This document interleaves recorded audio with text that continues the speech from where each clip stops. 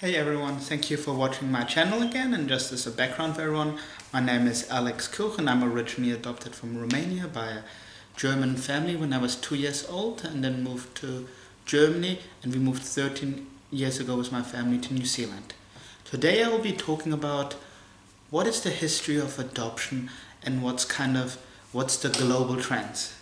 So the first records really of it where adoption is mentioned can be actually traced back to ancient religious texts such as the Bible, for instance, where adoption is quite big, especially in Roman times, because an example was if a slave was adopted into a family, he gained his freedom and he also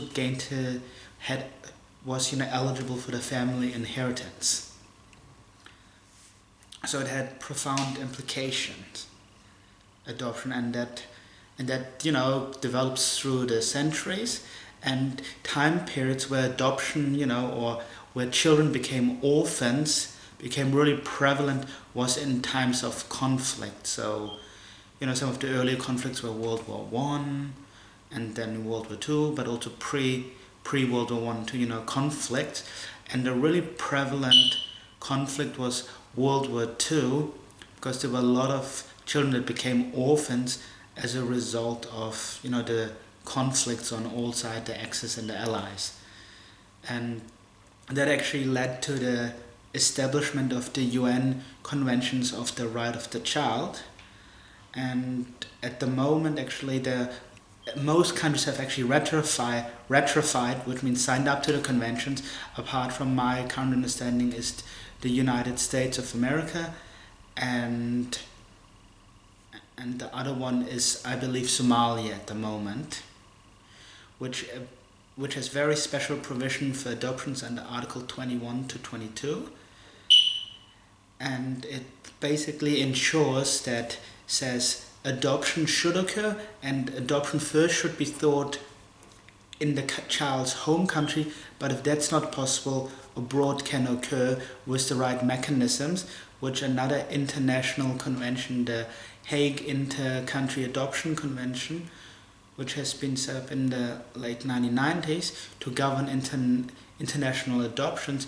Especially another critical time period was in the fall of the Soviet Union, and then the last country to fall was Romania in 1989, which was a mechanism which basically is meant to allow for adoptions to occur and provide also safeguards. And some critics, there's two sides. Some people say those different global treaties are too strict, and some say they're not strict enough.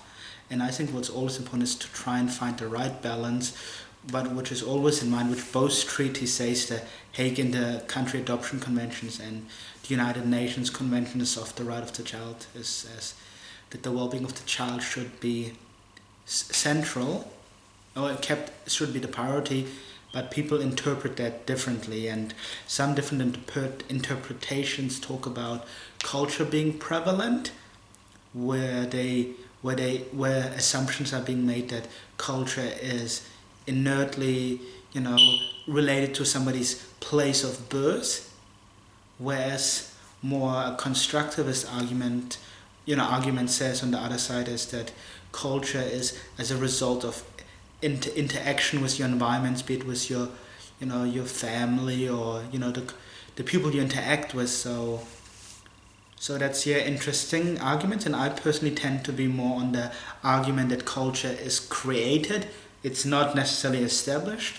For instance, I say to people, I see myself Romanian as well as German and New Zealand, but not because I've spent lots of time there, because I've spent most of my time not in Romania, but because I just relate to the country, or I don't speak the language, but just that's where I'm born.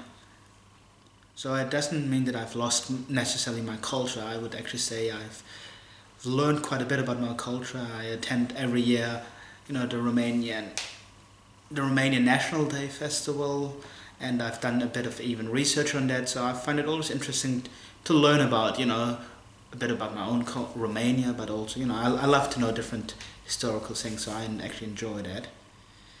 And then in regards to adoption again, some interesting definitions is that actually what is an orphan? So according to the UNICEF definition of 1998, an orphan is somebody that either has lost one or both set of parents. And according to that, there's currently approximately ranging from 50 to 120 million children are orphans globally, depending what definitions you use. And then if you include UNICEF, it goes up to 120. And global crises such as the like of the Syria conflict or conflict in Yemen is only going to increase the children that are going to become orphans.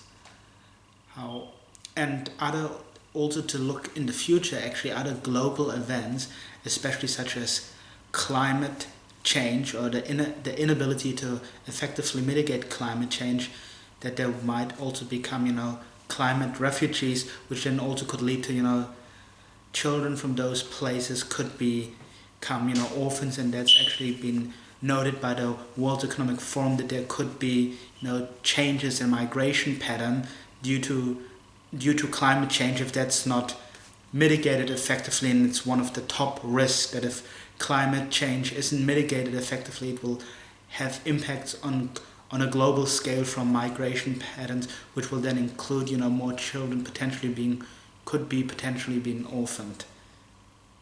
So yeah, it's really interesting. Despite that, despite the growing conflicts globally and everything, there being children being more orphaned, the rate of how children are being adopted has actually, since 2006 and 2008, has been rapidly in decline to about been in decline. About 5 to 10% has been in decline.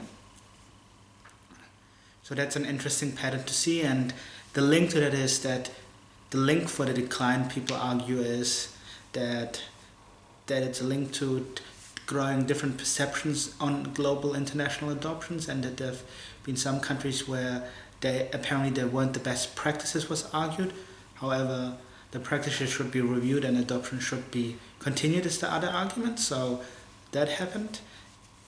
So it will be interesting to see the patterns, and basically in summary is adoption has had an early, has been rooted in history or in centuries, starting off with the Romans, and has been going on to now, and I think is heavily affected by global events, but also by social norms and expectations, which continue to shape and form how people not only perceive adoption, but how adoption is even perceived by individuals.